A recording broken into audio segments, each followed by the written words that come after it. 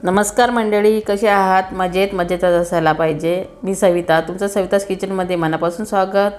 आज मी इथे तुरीच्या दाण्याची चटणी बनवणार आहे। तर त्यासाठी सुरुवातीला गॅस चालू करू आणि त्यावरती तवा ठेवून मिरची टाकून याला मंद आचेवर छान भाजून घेऊ। मिरच्या ह्या भाजून झालेल्या आहे आणि त्याच तव्यावरती तुरीचे दाणे टाकून भाजून घेऊ। तुरीचे दाणे भाजत असताना गॅसचा फ्लेम मी मीडियम केलेला आहे। मीडियम फ्लेमवरती तुरीचे दाणे छान भाजले जातात। आता यावरती थोडं तेल टाकू।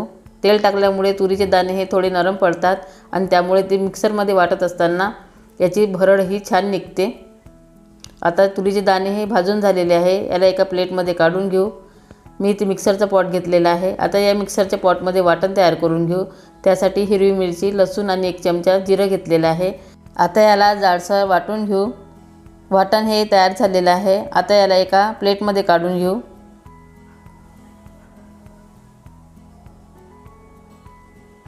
आणि याच पॉटमध्ये तुरीचे दाणे घेऊ आणि याची जाडसर भरड काढून घेऊ।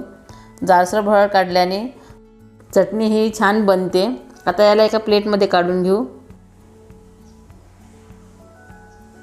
चटणी बनवण्याकरता मी इथे 1 कांदा, 1 टमाटा आणि थोडा सांबार घेतलेला आहे।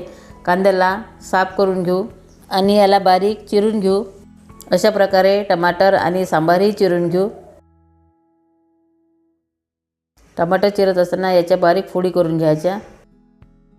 त्यामुळे फोडणी करताना टमाटर हे छान शिजून येते। सांबारही बारीक चिरून घेतलेला आहे। आता आपण चटणीची तयारी करू। त्यासाठी गॅस चालू करून यावरती कढई ठेवू। कढईमध्ये अर्धी वाटी तेल टाकू।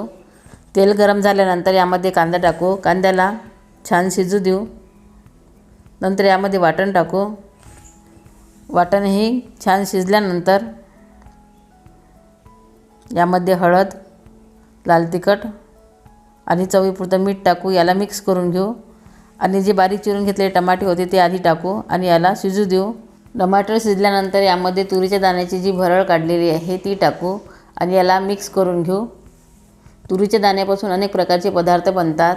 तुम्ही यापासून काय बनवलेलं आहे ते मला कमेंट करून सांगा। आता याला झाकण लावून एक वाफ काढून घेऊ। वाफ काढून झालेली आहे। आता याला मिक्स करू